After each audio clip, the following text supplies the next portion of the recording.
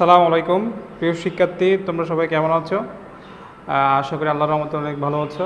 আমিও আল্লাহর রহমতে ভালো আছি। স্বাগতম আজকে অনলাইন ক্লাসে তোমাদেরকে। আজকে আমরা অনলাইন ক্লাসে আলোচনা করব নবম দশম শ্রেণী হিসাব বিজ্ঞান পাঠের আমরা যে ধারাবাহিক ক্লাসটা চলছে জাবেদা পাঠের, ওই জাবেদা পাঠ নিয়ে আজকে সেম আমরা আলোচনা করব। আশা করি সাথে থাকবে এবং ক্লাসটা উপভোগ করবে। আসো আজকে আমরা একটা জাবেদা নিয়ে আলোচনা করব। অর্থাৎ আমাদের বইয়েতে কয়েকটা উদাহরণ আছে। আজকে আমরা 2 নম্বর উদাহরণ যেটা আছে সেটা নিয়ে একটু আলোচনা করব। আমরা জাবেদা করার সময় দাখিলা মনে রাখার জন্য আমি তোমাদেরকে সংক্ষিপ্ত একটা টিপস দিয়েছিলাম, যেন খুব সহজে আমরা দাখিলাগুলো দিতে পারি। টিপসটা একটু তোমাদেরকে আবার মনে করে দিই আমি। আমাদের টিপসটা ছিল সব বৃদ্ধি ডেবিট, সব হ্রাস ক্রেডিট। তারপর ছিল আদম বৃদ্ধিকে আমরা ক্রেডিট করেছিলাম। তারপরে আদম হ্রাসটা ছিল আমাদের কি ডেবিট। এইটা ছিল আমাদের টিপস, অর্থাৎ জাবেদাকে সংক্ষিপ্ত জাবেদা মনে রাখার একটা টিপস। তো আসো আমরা এই টিপস দিয়ে আজকে আমরা তোমাদেরকে উদাহরণ যে দুই নম্বর উদাহরণটা আছে, 2 নম্বর উদাহরণটাকে সমস্যা সমাধান করার চেষ্টা করব, অথবা জাবেদার দাখিলাগুলো দেওয়ার চেষ্টা করব। প্রথমে আমরা একটা জাবেদার ছক আঁকি। জাবেদার ছকটা কীভাবে আঁকতে হয় আমি তোমাদেরকে দেখিয়ে দিচ্ছি। 5 কলামে একটা জাবেদার ছক আঁকতে হবে তোমাদের, ঠিক এভাবে। প্রথম ইয়াটা থাকবে তারিখ, এটা তারিখের কলাম। তারপর এটা হচ্ছে বিবরণ কলাম। তারপর থাকবে তোমার খতিয়ান পৃষ্ঠা, কারণ জাবেদা থেকে আমরা পরবর্তী ধাপ হচ্ছে খতিয়ান পৃষ্ঠা। তারপর একটা হচ্ছে ডেবিট টাকা, একটা হচ্ছে কি ক্রেডিট টাকা।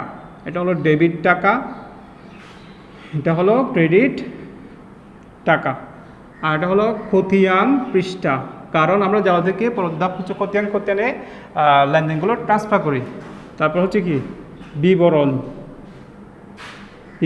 এটা হচ্ছে কি তারিখ গেল। এই হলো আমাদের একটা জাবেদার ছক। আশা করি সবাই আঁকতে পারবে, খুব সোজা কিন্তু একেবারে। আমরা উপরে লিখব কি, এটা আছে কি জনাব শওকত, 2017 সালের 1 তারিখ জনাব শওকত। তাহলে আমরা লিখব জনাব শওকতের জাবেদা বহি। জনাব শওকত এর জাবেদা বহি। ঠিক আছে, আশা করি সবাই ছক রাখতে পারবে। আসো আমরা 1 তারিখে চলে যাই। 1 তারিখে লেনদেন আছে জুলাই 1 তারিখে নগদ 50,000 টাকা এবং 20,000 টাকা পণ্যদ্রব্য নিয়ে শওকত ট্রেডার্স নামে ব্যবসা শুরু করেন। উক্ত মাসে তার ব্যবসা লেনদেন ছিল নিম্নরূপ: জনাব শওকত ট্রেডার্সের জাবেদা বহি। ঠিক আছে, তাহলে আমাদের হিসাবের নাম হচ্ছে জনাব শওকতের জাবেদা বহি। আমরা 1 তারিখে যাই। 2017 এই জুলাই 1 তারিখ, জুলাই 1 তারিখের জাবেদা। জুলাই 1 তারিখ জাবেদা হচ্ছে কি, উনি নগদ 50,000 টাকা, তারপর 20,000 টাকা পণ্য এবং এটা নিয়ে উনি কী করে ব্যবসাটা শুরু করে। তাহলে যেহেতু ওই টাকাটা উনি কী হিসেবে এনেছে, মূলধন হিসেবে এনেছে, তাহলে ওনার কী বেড়ে গেছে, উনি নগদ টাকা আনার ফলে ব্যবসাতে নগদ টাকা বেড়ে গেছে। তাহলে আমরা নগদানকে ডেবিট করব। নগদান হিসাব ডেবিট। তারপর উনি পণ্য এনেছে, 20,000 টাকায় পণ্য এনেছে। পণ্যটা কীভাবে এনেছে, উনি ক্রয় করে এনেছে। তাহলে ক্রয় হিসাব ডেবিট। তাহলে 2টা হিসাব ডেবিট পেলাম আমরা। এটাকে আমরা প্রারম্ভিক জাবেদাও বলি। নগদান হিসাব ডেবিট, ক্রয় হিসাব ডেবিট। অ্যামাউন্টটা লিখি। নগদান হিসাব ছিল আমার 50,000 টাকা, 50,000 টাকা নগদ ছিল, 20,000 টাকার পণ্য ছিল। এই 2টার যোগফল হবে আমার ক্রেডিট ব্যালেন্স এবং এটার নাম হবে কি মূলধন হিসাব। কারণ আমরা জানি ব্যবসাতে মালিক যদি নিজে কিছু দিয়ে থাকে সেটার সমষ্টিকে আমরা মূলধন বলি। তাহলে এই 2টার সমষ্টি, 2টার যোগফল, এই 2টার যোগফল হচ্ছে মূলধন। তাহলে মূলধন হিসাব ক্রেডিট, মূলধন হিসাব ক্রেডিট, এই 2টার যোগ করলে কত হয় 70,000 টাকা। তাহলে ব্যবসাতে উনি প্রথমে 70,000 টাকা দিয়ে মূলধন দিয়ে উনি কী করেছে, উনি ব্যবসাটা শুরু করেছে। তাহলে আমি লিখবো নগদ পণ্য, ব্যাখ্যাটা লিখবো কি, নগদ পণ্য, নগদ টাকা পণ্য নিয়ে কী করেন, ব্যবসা শুরু করেন। এটাই কি ব্যাখ্যা। ব্যাখ্যাটা আমি আর লিখলাম না, ব্যাখ্যা তোমরা লিখতে পারবে। এরপর আসি জুলাই মাসের 2 তারিখে একটা লেনদেন আছে, সেটা হচ্ছে কি জনতা ব্যাংকে একটি হিসাব খোলা হলো। অর্থাৎ নগদ টাকা, যে টাকাটা উনি এনেছিলেন ওই টাকা থেকে ব্যাংকে টাকা রেখে উনি ব্যাংকে একটা নগদ একটা কি হিসাব খুলেছে, অর্থাৎ জনতা ব্যাংকে একটা হিসাব খুলেছে। তাহলে ব্যাংকে হিসাব খোলার পর ওনার কি বেড়েছে, ব্যাংক জমা বেড়ে গেছে, নগদ টাকা কমে গেছে। অর্থাৎ দুইটাই সম্পদ, ব্যাংক জমাটাও সম্পদ, নগদ টাকাটাও সম্পদ। তাহলে ব্যাংকের টাকা জমা দেওয়ার ফলে ওনার সম্পদ বৃদ্ধি, একটা সম্পদ নগদ টাকা কমে গেছে, ব্যাংক টাকা বেড়ে গেছে। তাহলে যেটা বেড়েছে সেটাকে ডেবিট করবো, যেটা কমে গেছে সেটা কী করবো, ক্রেডিট করবো। তাহলে ব্যাংক হিসাব ডেবিট, ব্যাংক হিসাবকে আমরা ডেবিট করব, কারণ ব্যাংক জমা বেড়ে গেছে, ব্যাংক সম্পদ বেড়ে গেছে। তো নগদান হিসাবকে কী করবো, নগদান হিসাব হচ্ছে ক্রেডিট। তার অ্যামাউন্টটা কত ছিল আমার, 20,000 টাকা। তাই ডেবিটে 20,000 টাকা, ক্রেডিটেও 20,000 টাকা আমাদের মনে রাখা উচিত, কারণ ডেবিট ব্যালেন্স ক্রেডিট ব্যালেন্স সবসময় কী হয়, সমান হয়। তাই ব্যাখ্যা যদি কি নগদের টাকা, নগদ টাকা জমা দিয়ে ব্যাংক হিসাব খোলা হলো, ব্যাখ্যা হয়ে গেল নগদ টাকা জমা দিয়ে ব্যাংকে একটি হিসাব খোলা হলো। তারপর 7 তারিখে, জুলাই 7 তারিখে একটা লেনদেন আছে, ব্যবসার জন্য কম্পিউটার ক্রয় করা হলো 22,000 টাকা। ব্যবসার জন্য কম্পিউটার ক্রয় করেছে, এটা কয় তারিখ, জুলাই মাসের 7 তারিখে একটা লেনদেন,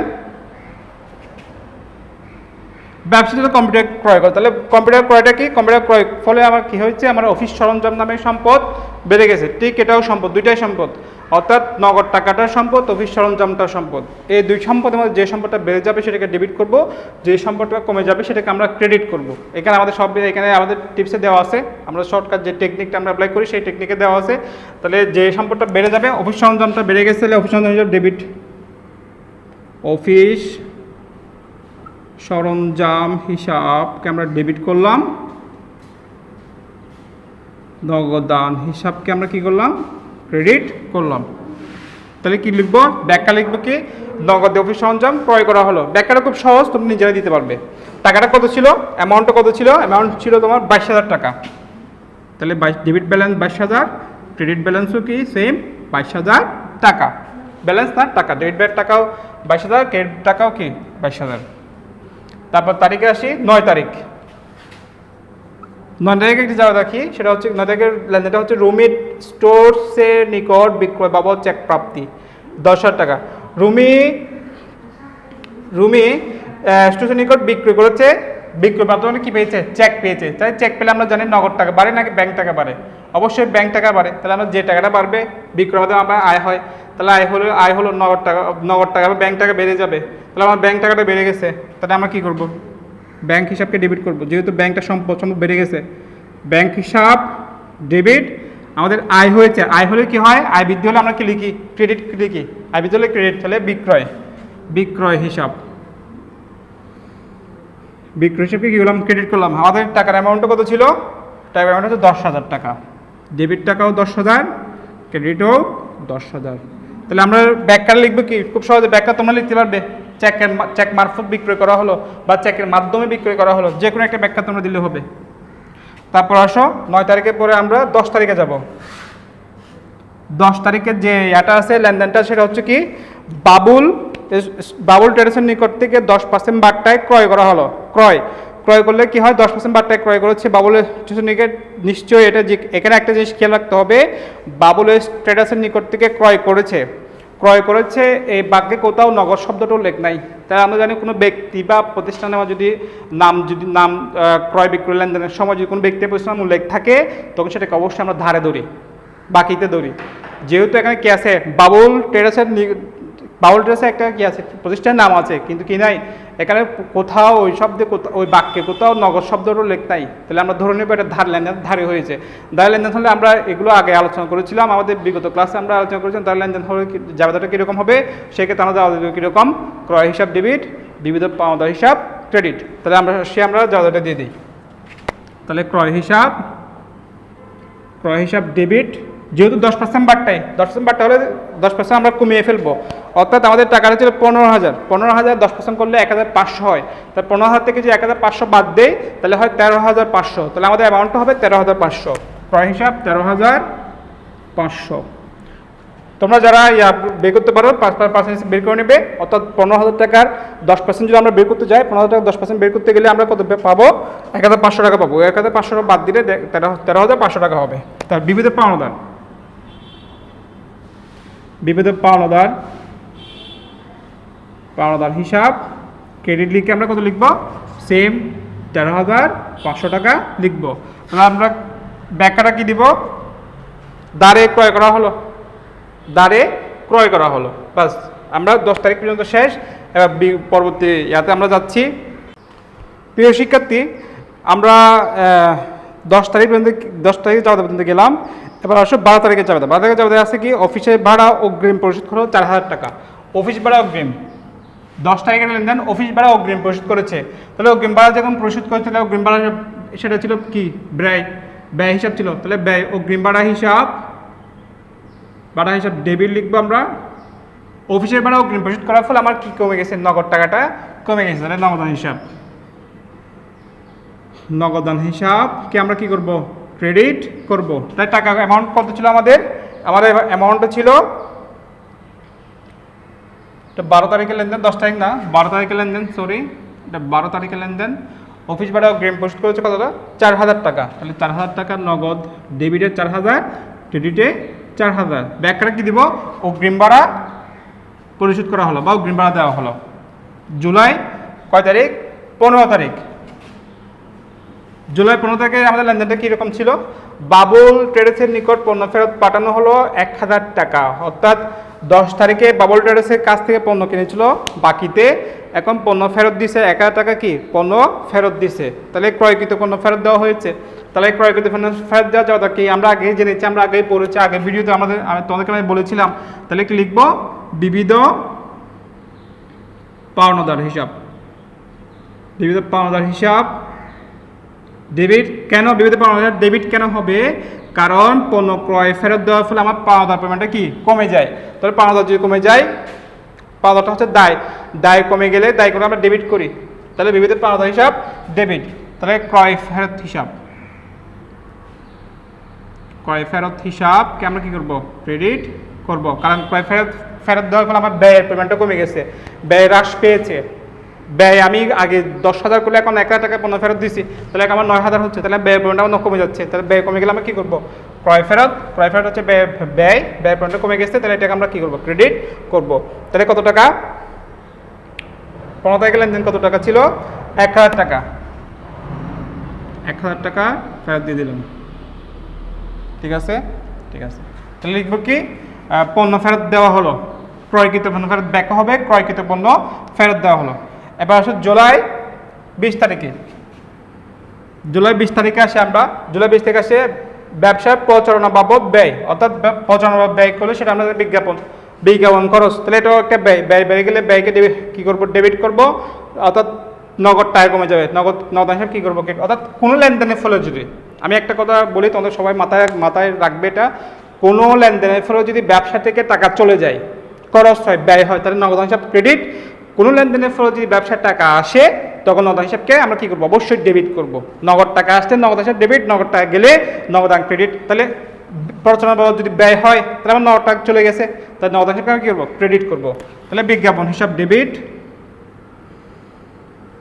বিজ্ঞাপন হিসাবকে আমরা ডেবিট করবো, কারণ এটা ব্যয়, ডেবিট। নগদান হিসাবকে আমরা কী করবো? ক্রেডিট করব। আমার অ্যামাউন্টটা কত ছিল 20 তারিখে? 3,000 টাকা। ডেবিটে 3,000, ক্রেডিটেও 3,000 গেল। তাহলে নগদে বিজ্ঞাপন খরচ দেওয়া হলো।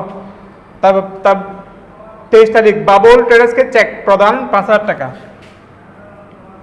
23 তারিখ বাবুল ট্রেডার্সকে চেক প্রদান, কারণ বাবুল ট্রেডার্স আমার কি ছিল? পাওনাদার ছিল, ওনাকে আমি চেক প্রদান করেছি। চেক প্রদান করলে আমার বিবিধ পাওনাদার পেমেন্ট কমে যায়, দায়ের পেমেন্টটা কমে যায়। দায় কমে গেলে আমরা কী করি? ডেবিট করি। তাহলে বিবিধ পাওনাদার হিসাব, বিবিধ পাওনাদার। আমার এখানে জায়গা নাই, ব্র্যাকেট এখানে বাবুল ট্রেডার্স লিখে দিব আমরা, ব্র্যাকেটের নামটা লিখে দেবো বা পাওনাদার নামটা আমরা লিখে দেবো। বিবিধ পাওনাদার হিসাব ডেবিট। টাকাটা আমার কোন খাত থেকে গেছে? চেক মারফত। তাহলে আমার ব্যাংক খাত থেকে গেছে, ব্যাংক কমে গেছে, তাহলে ব্যাংক হিসাব ক্রেডিট। কয় টাকা দিয়েছিল? 5,000 টাকা। ডেবিটের কলামে 5,000, ক্রেডিট কলামে 5,000। তাহলে লিখবো কি? বাবুলকে চেক মারফত প্রদান করা হলো। ব্যাখ্যাটাই শেষ। তারপর 25 তারিখে লেনদেন যায় জনাব শওকতের ব্যক্তিগত খরচ ব্যবসা হতে পরিশোধ করা হলো। অর্থাৎ ব্যবসা থেকে যদি মালিক পক্ষ কোনো সাথে গ্রহণ করে সেটাকে আমরা উত্তোলন জানি। আমরা সেটা দেখিয়েছিলাম, উত্তোলন করে উত্তোলন ডেবিট, নগদ টাকা যদি হয় নগদান ক্রেডিট, আর যে পণ্য যদি উত্তোলন হয় তখন ক্রয় হিসাব ক্রেডিট। তাহলে যেহেতু টাকা নিয়ে গেছে তাহলে উত্তোলন ডেবিট। এটা হচ্ছে কি ব্যবসা থেকে উত্তোলন 25 তারিখে লেনদেন উত্তোলন, এগুলো আমি আগে বলেছি তোমাদেরকে। উত্তোলন হিসাব ডেবিট, তারপরে নগদান হিসাব ক্রেডিট, কারণ এই লেনদেনের পর নগদ টাকা কমে গেছে, নগদ হিসাবকে ক্রেডিট করবো। তাহলে নগদ উত্তোলন করা হলো, ব্যবসা থেকে উত্তোলন করা হলো। অ্যামাউন্টটা কত? 2000। অ্যামাউন্ট হচ্ছে 2000। আশা করি বুঝতে পেরেছ। এরপর আমরা শেষ যে লেনদেনটা আছে হচ্ছে কর্মচারী রায়হানের বেতন অপরিশোধিত রয়েছে, অর্থাৎ রায়হানের বেতনটা এখন দেওয়া হয়নি, বেতনটা কি আছে? বকে আছে। তাহলে বকে বেতনটা আমাদের জন্য কি দায়। তাই দায় বৃদ্ধি, দায় বৃদ্ধি হলে আমরা কি করি? দায় বৃদ্ধি, দায়কে আমরা ক্রেডিট করি, তাহলে বকেয়া বেতন ক্রেডিট। ব্যয়টা যেহেতু বেতনটা যেহেতু ব্যয়, তাহলে ব্যয়কে আমরা ডেবিট করবো। তাহলে বেতন হিসাব ডেবিট। কয় তারিখে লেনদেন? 30 তারিখে লেনদেন। বেতন হিসাব ডেবিট, তারপরে বকেয়া বেতন, কারণ আমার দায় বেড়েছে। বকেয়া বেতন হিসাব ক্রেডিট, বকেয়া বেতন হিসাব ক্রেডিট। কত টাকা? অ্যামাউন্টটা কত? 3500 টাকা। 3500 টাকা। তাহলে কি হবে? বেতন অপরিশোধিত রয়েছে। ব্যাখ্যা হবে কি? বেতন অপরিশোধিত রয়েছে। বাস এতটুকু। তারপর আমরা কি করব? এবার সব যোগফল অর্থাৎ ডেবিট ক্রেডিট যোগফল সমান করব। ডেবিট ক্রেডিটের যোগফলকে ক্রেডিট কলামে লিখব, ডেবিটের যোগফলকে ডেবিট কলামে লিখব। বাস আমরা ক্লোজিং একটা ডাবল মার্কিং দিয়ে, টাকার নিচে ডাবল মার্কিং দিয়ে এবং ক্লোজিং দিয়ে আমরা কী করব? জাবেদা শেষ করে দেব। আশা করি তোমরা সবাই বুঝতে পেরেছো। আজ এ পর্যন্ত।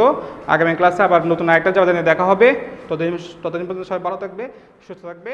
আল্লাহ হাফেজ।